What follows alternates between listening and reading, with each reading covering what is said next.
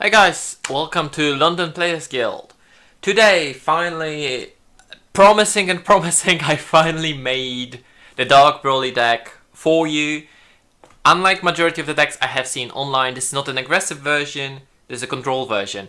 It's a very grindy deck. You can compare it a bit to Milnemba or a bit to Hachiak. So a deck that not many people like to play against, but I like the way the deck plays, and it's actually time constrained. It needs to win by turn 6 or 7, otherwise it just runs out of resources, being the deck. Very often, turn 6 I go into Fu Shrouded in Mystery, and I end up having 6 cards in the deck. After that it's really hard to keep on piling on, because to reuse your resources in the drop from warp to the drop area, you do need to draw a card with your leader, and that seems a bit problematic. And also this video, as you have probably already seen, is brought to you by Card Market. Card Market is an amazing place where you can buy single cards, so make sure to check them out. And to bring you to a deck that's going to be legal in just 2 weeks, I think. Yes, because next week is the pre-release. Yes, 2 weeks. If the video comes out on Friday as it's planned. So I'm going to quickly go through what each card does for people who don't know. This is only the main deck. I have not built a sideboard for this because it's really hard to imagine what you would need to side against. A disclaimer, I played with this deck list around 20 to 30 matches and I have not lost a game yet. Both going first and going second. The deck is really powerful, really strong.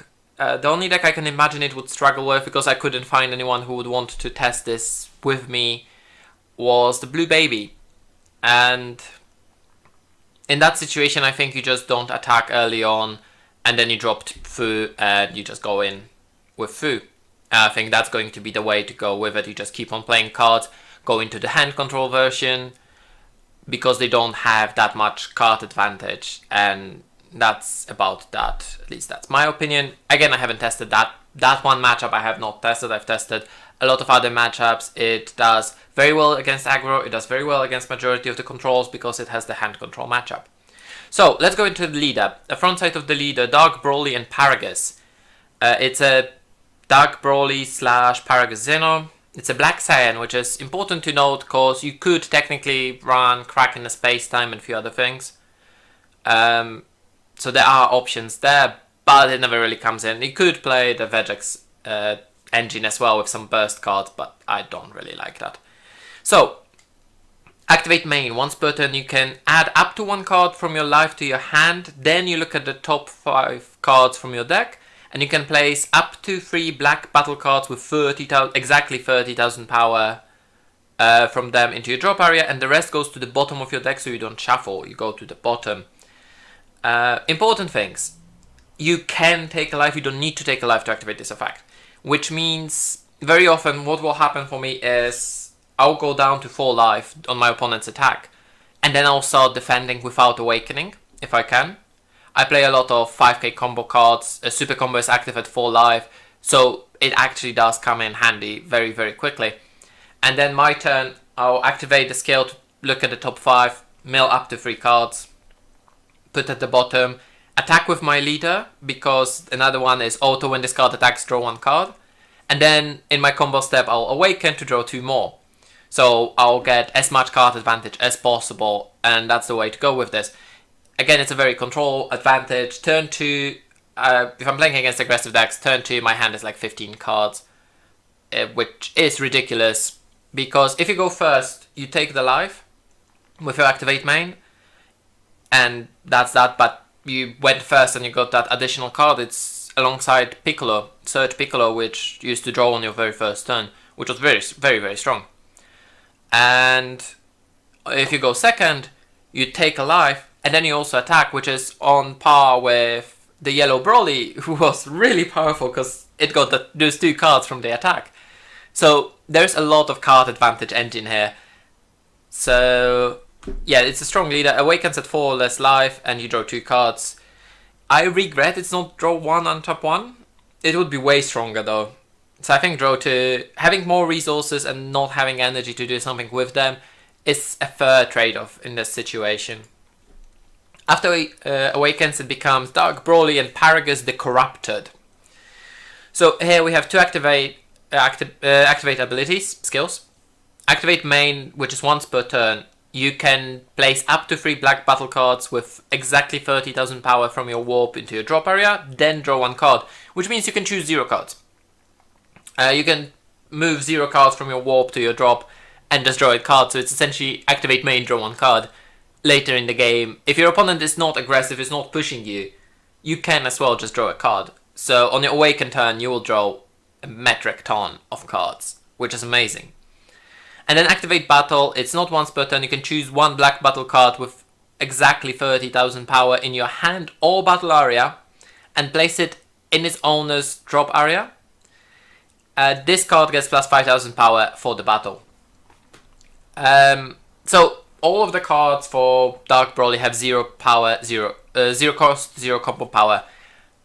But you can send them to the drop area to activate the skill and just make your leader bigger.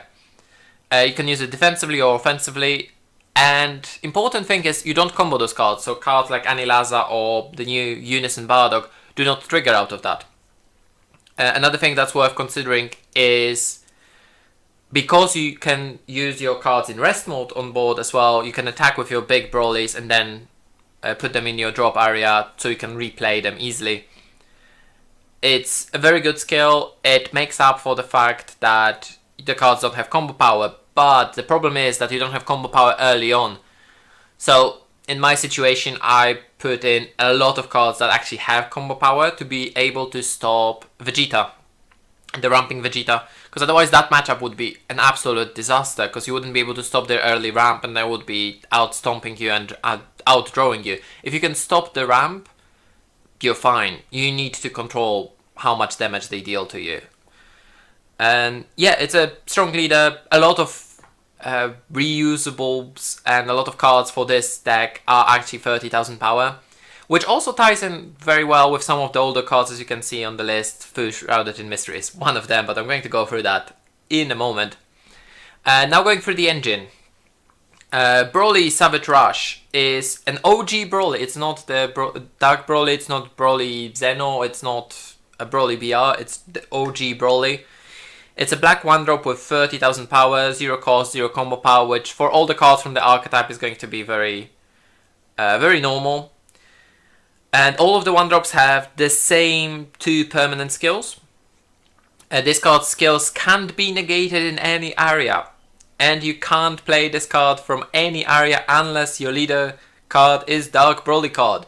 Which means that you can't Bloodlust this, you can't, I don't know, Vegeta's Yellow Flash, you can't remove skills on those cards.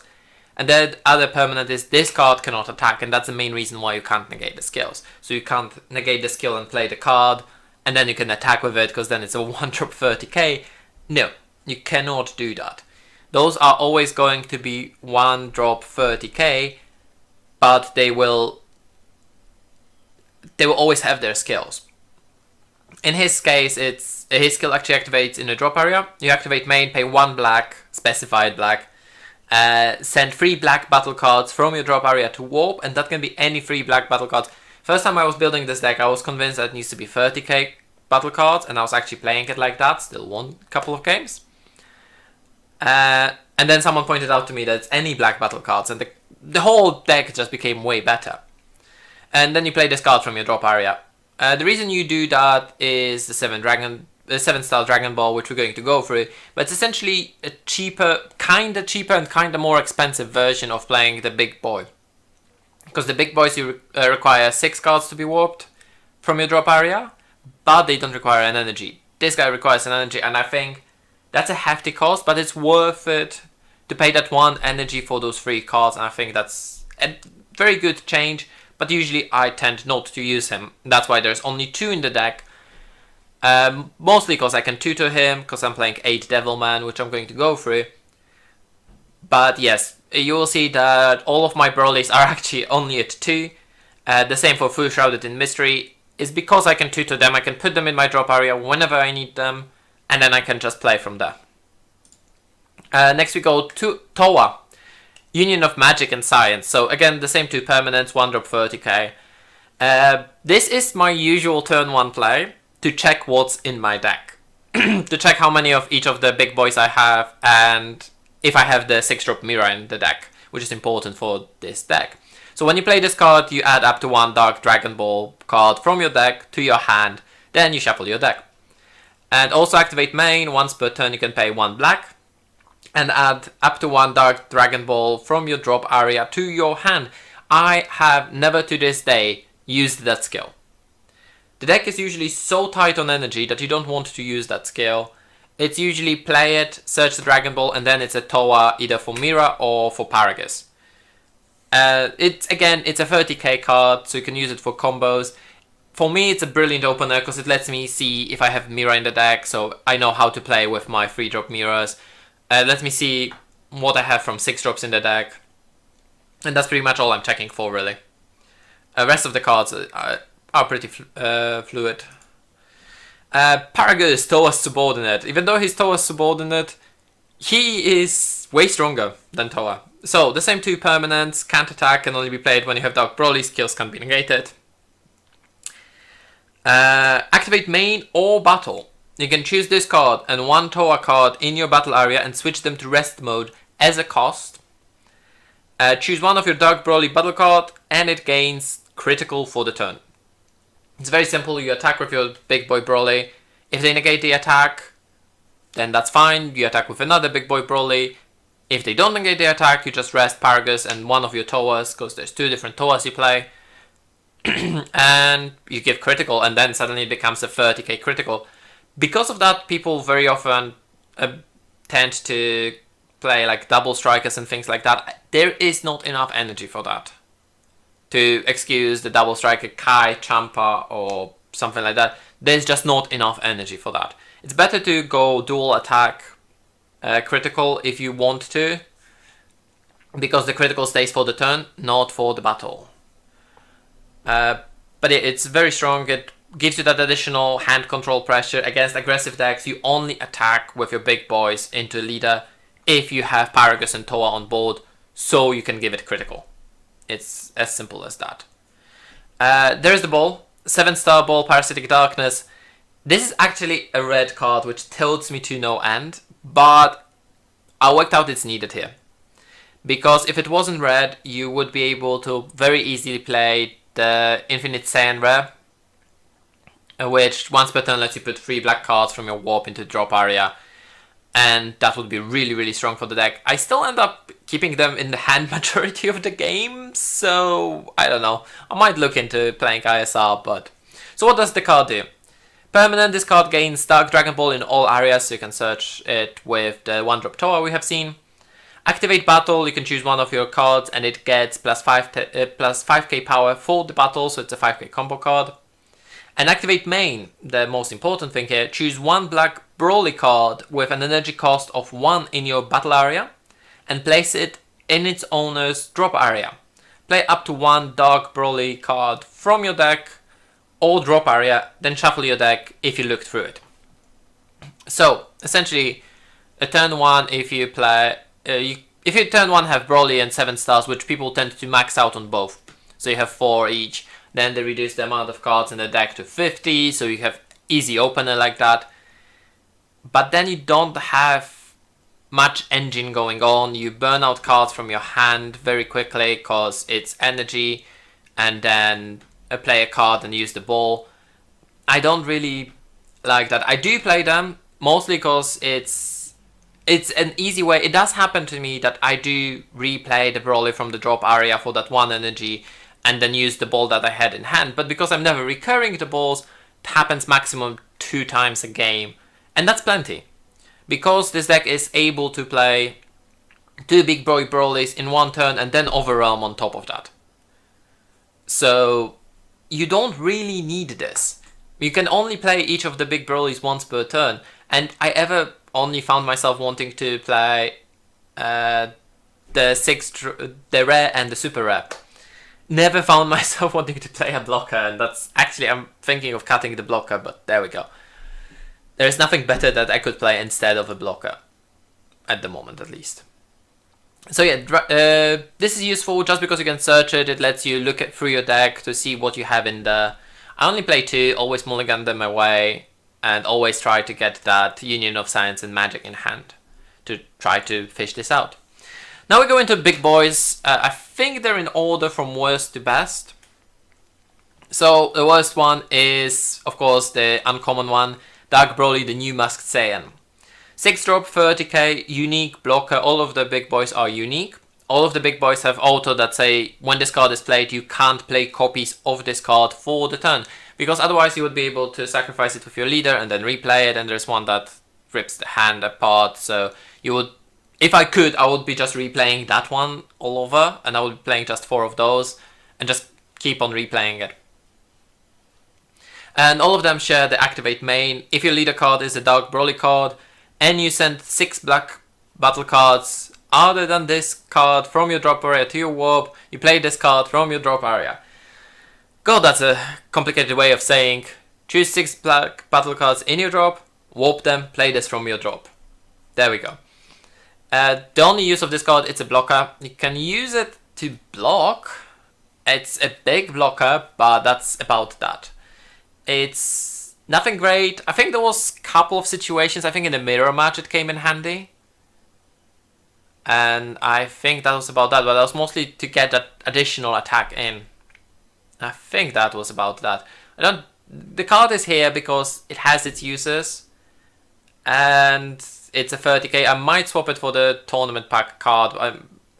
Tournament pack, like, no, the Masked Saiyan, the old Masked Saiyan. But I'm not sure yet. There we go, second best, which is the SR. It's a unique again, you play it from the drop area the same way, and when this card is played, choose up to 1 of your opponent's battle cards and send it to its owner's warp. You can't play copies of this card for the turn, obviously.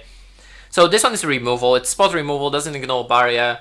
Yeah, it's simple effect, and I was very underwhelmed by it initially.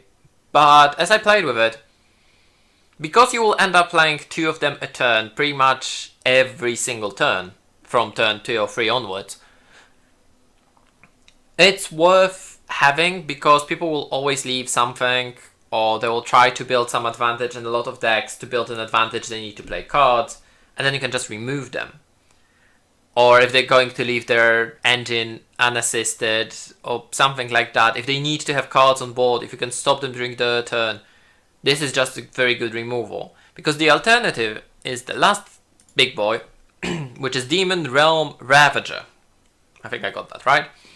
So again, unique. If your leader card is Dark Broly, it's the same how you play it. And then the skill. When this card is played, send up to 1 battle card from your opponent's drop area to their warp. Then your opponent chooses 1 card from their hand and sends it to the warp. You can't play copies of this card for the turn. Oh boy, where do I go with this? So you not only take apart your opponent's drop area, which recently became a big playing field, right? You have Koitsukais, which people like to play. You have Saiyan Instincts, you have Rebrians, Cell Engines. A lot of stuff will end up in your drop area for sparking, Shadow Dragons. This just takes that apart.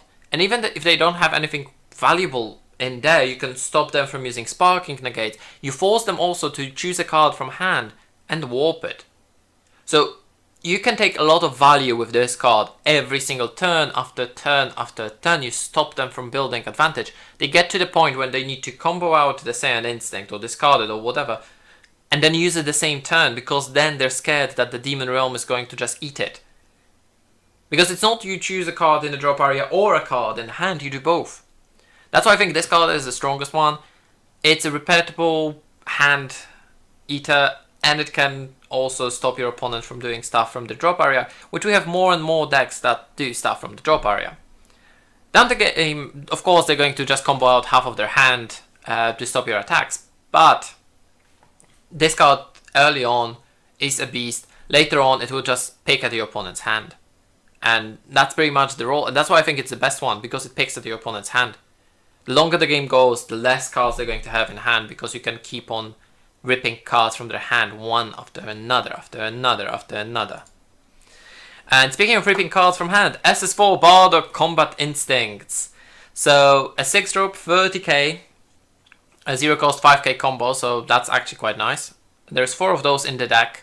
Sorry, yes, the big Dark Brawlies, there's only 2 of, cause I can tutor them. Well, you can tutor them whenever you need them, and they're always there.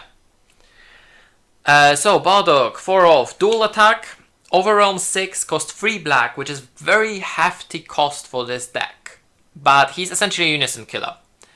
Because you will first play the Demon Realm Ravager, make your opponent warp a card from hand, then you play this guy. And you choose up to 2 cards from your opponent's hand, send them to the warp. If he was played by Overwhelm. And he has dual attack. I will never swing him and my opponent's leader unless they're at 1 life. It is going to go straight into a unison card twice. It either picks up 2 negates or it picks up 2 markers. And at that point, I don't care. I can bring him back to hand whenever I need. I just need to see 1 of those. Reason I play 4 is because it's a 0 cost 5k combo. So you can very easily out combo out of early attacks if you need to. And yeah, you do need that against Vegeta, against some of the aggressive decks. You tend to need to do that so you are not forced to awaken. I would rather combo out 2 cards than awaken. Essentially, that's the situation in there. So that's why I'm keeping those at 4 of. And those actually make majority of the cost of the deck, which is a bit funny. Fu Shrouded in Mystery is, again, a tutorable finisher. Turn 6, Overwhelm 10. When you play this card using Overwhelm, your opponent can't activate skills on cards other than their leader card until the beginning of your next turn. The card became a beast in the Unison era, because they can't use any of the Unison skills. None of the autos resolve or activate, sorry. None of the activates, no counters. He's a double striker, the only double striker in the deck really. That's all you need, because if you play him on turn 6, you usually will be able to have at least 2 Dark Brawlies on board. And if not, your opponent is going to be fairly low on life either way. So 3 damage should be able to kill them with your leader and with Fu Shrouded in Mystery. They can't block, they can't use super combos. This card is a beast. Playing only 2, again, I can tutor it very often by turn 6. I'll be to 2 life, 1-2 life, usually my own accord. So I will see this card. There's no way I will not see this card, because if it's not in my deck, so I can put it in my drop area with Devilman, it is going to be in my life, so I'm going to have it in hand. And it's... my opponent usually struggles trying to survive turn after turn, turn 4, turn 5. It's only like 3 or 4 attacks at 30k. But it is a struggle for them to survive because they know they can't go too low because I can keep on attacking. Then they go down to 2 life and they used up a lot of resources. And then they keep a couple of those cards that they think are going to be really, really good here. And then I drop Fu on turn 6. And the moment I drop Fu, they realize that they kept cards they can't combo, usually. Something they can't do anything with. So Fu is a beast. It has been reprinted in Magnificent Collection, so it's actually a fairly cheap card. I think it's like 70 cents. Next we go into my favorite engine in the whole deck, which is punishing both control decks and aggro decks. And I've seen so many people play into this, not knowing what it does. So, Mira, Arcane Overflow. It's a 3-drop, 20,000 power, which is a bit sad, but there we go. 0 cost, 5k combo. I'm playing 4 of those cause they're Union Absorb. Choose 1 tower card in your warp, which you can easily warp with your Brawly stuff. Place it under this card, then choose 1 card in your hand and discard it. Choose 1 Mira card with an energy cost of 6 in your deck. Play it on top of this card, then shuffle your deck. So you need to ditch a card to play a card, but that Mira also has additional effect. And also you got a lot of cards here because Mira has an auto as well. Burst 3, mill 3 cards. When this card is played, you draw 2 cards. So essentially for this deck purpose, you drew 5 cards because majority of the cards you're going to mill, beside the extra cards, are going to be a food for your Broly. So even on average, you will be 4 cards that are going to be usable to you one way or another. And of course, it will also, extra cards are usually used for Overwhelm here. Very often I will manage to set up my drop that I have only 6 extra cards in there, no battle cards left. I overwhelm into Bardock and then move 3 battle cards back, and it's all perfectly fine. And the Mira you play with this, because it needs to be a 6-drop Mira, is Ultimate Transformation Mira, which is a 6-drop 30k power, 0 cost 5k combo. The important thing here is you want this card in your deck, you don't want to draw it. That's why we're playing a super combo that will put it back into the deck. But when this card is played, you choose up to 1 card in your opponent's hand and send it to their warp. So, you discarded the card, but you get to warp a card from your opponent's hand, and probably what you discarded you can also play because it's a big boy Broly. Dropping this on turn 3 against aggressive decks is a disaster for them, because it has Activate Battle once per turn. You choose one of your black battle cards with exactly 30,000 power and place it in its owner's drop area. You choose up to 1 of your opponent's battle cards and send it to the owner's warp. You can do it once during your turn and once during your opponent's turn. Usually you will sit with a couple of 1-drops on board that have 30,000 power. You don't need them anymore, or he can even sacrifice himself. He's a target for removal, but if they use a removal on him, of course you have other threats that are going to be there. And during your turn you will easily be able to attack just with your leader, or even with Mira himself, and just sack one of your 1-drops to remove something problematic that they might maybe want to combo off, or something like that. You just get rid of really strong cards. And the fact that you can do it defensively as well when they attack you is a beast. So I absolutely love the engine. Next we're going into 2 Devilman.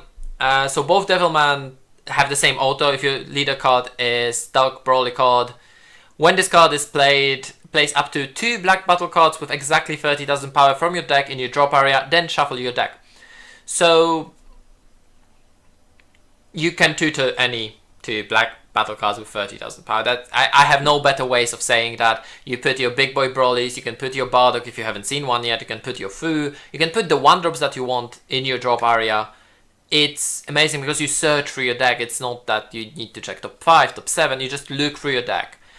Both of them are 2 cost 15k and 0 cost 5k combo, and this one, Demonic Trickster, is counterplay. You play this card, and if the battle card being played has an energy cost of 2 or less, it is sent to the warp rather than being played. So, important thing here is you can play this card in response to Unison being played. Then you, of course, don't warp anything, but you still get the auto. Very often, the only situation where I wouldn't... Sorry, pardon me. The only situation where I wouldn't keep myself untapped on turn 2 is if I already had Demon Realm Ravager and the Super Rare in my drop area. I don't really need this card then.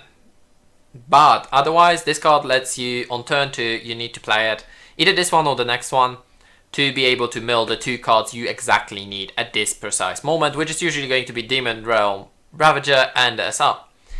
And the other one is, again, the same stats, but it has negate the attack and play this card. And again, the same auto lets you mill any 2. So I'm playing 4 of each, because it's consistency and it's an early combo to stop early attacks. You only ever want to resolve 1, maybe 2 during the game. The rest is combo pieces, maybe energy, although energy is usually extra cards. And the MVP of the deck, the card that I see so many people playing at 3 of, and I do not understand why. Toa, Dark Aura Deluge. So it's a 1-drop 30k, I put it on purpose at the end here of the whole engine, because it's the most powerful card you can have.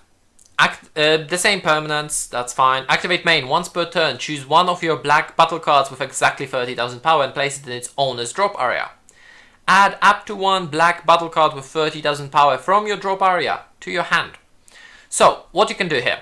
My favorite plays are play this on turn 1 or 2 if I don't have the other Toa, or if I don't need to play the Devilman.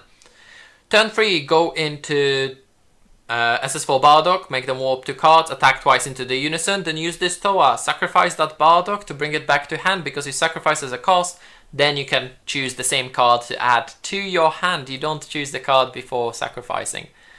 And if the card stays on board every single turn, you can just sacrifice something and bring something else back. You can reset your Dark Brolys. You can bring back your food, Shrouded in Mystery.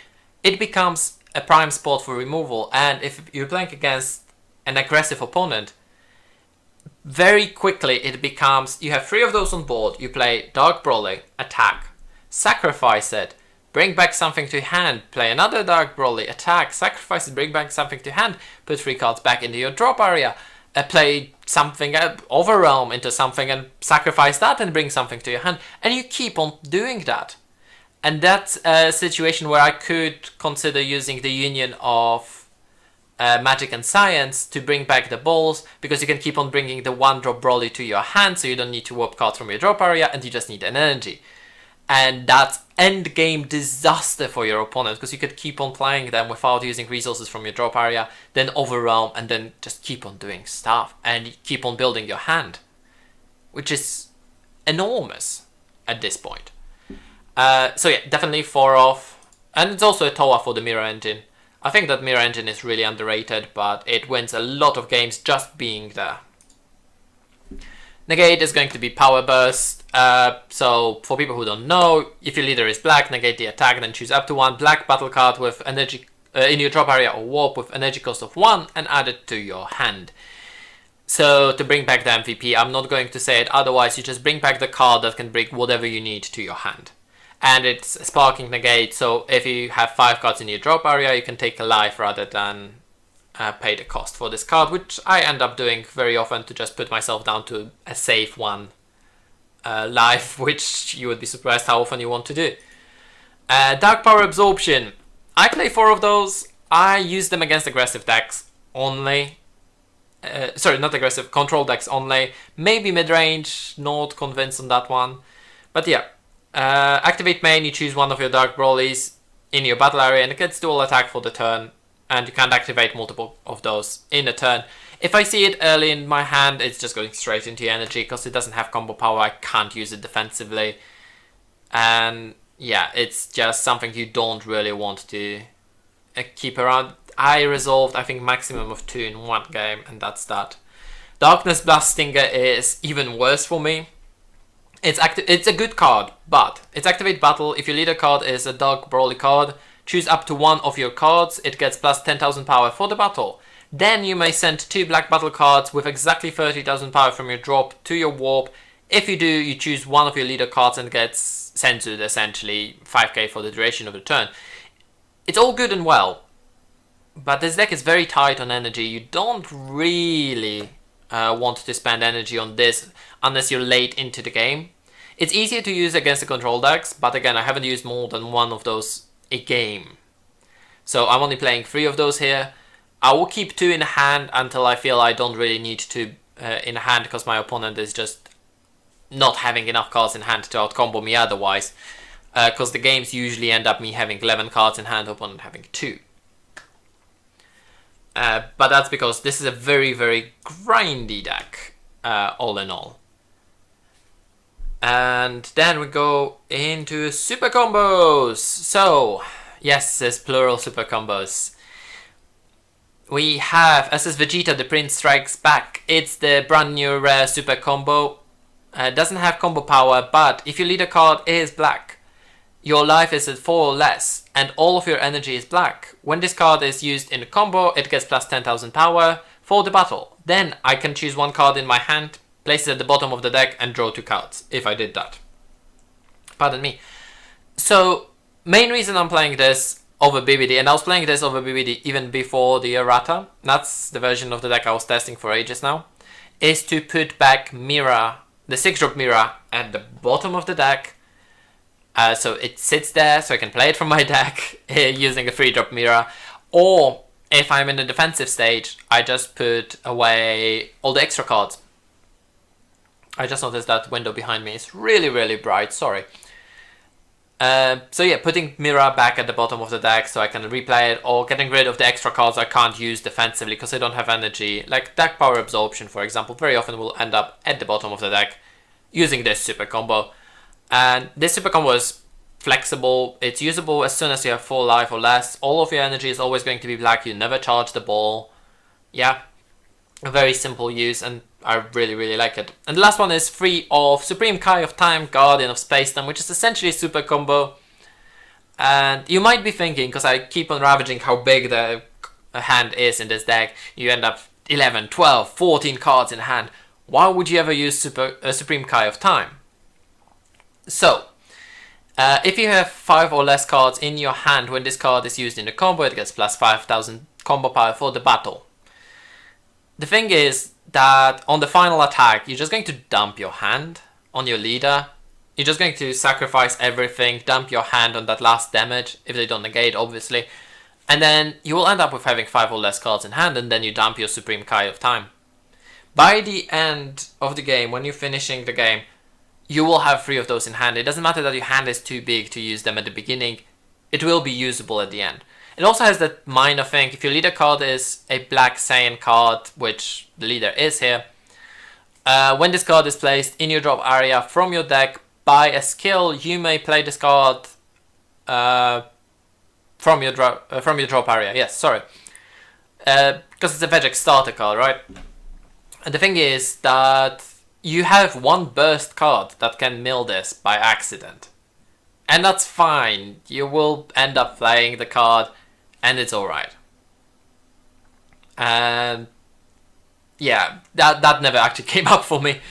I think in one game I resolved 2 Miras, and that's that. Supreme Kai of Time is a strong combo card, it's a strong finisher. It can also be used, I can just combo out my hand for 0+0 just to be able to get down to the Supreme Kai of Time, being a 10k super combo. It's additional super combo in this deck, essentially, that's what it is. This deck is playing 7 super combos. So, yes, this deck has 60 cards, it's heavily grindy. The video ended up being more grindy than I expected, and I'm sorry about that. There's a lot of cards to talk about here. There's one card I want to talk about that I have not brought up, and I'm not playing, and I want to talk why I'm not playing it. I'm not playing the Unison because the Unison is just bad. Unison doesn't have combo power. You do not need it either early on or later on.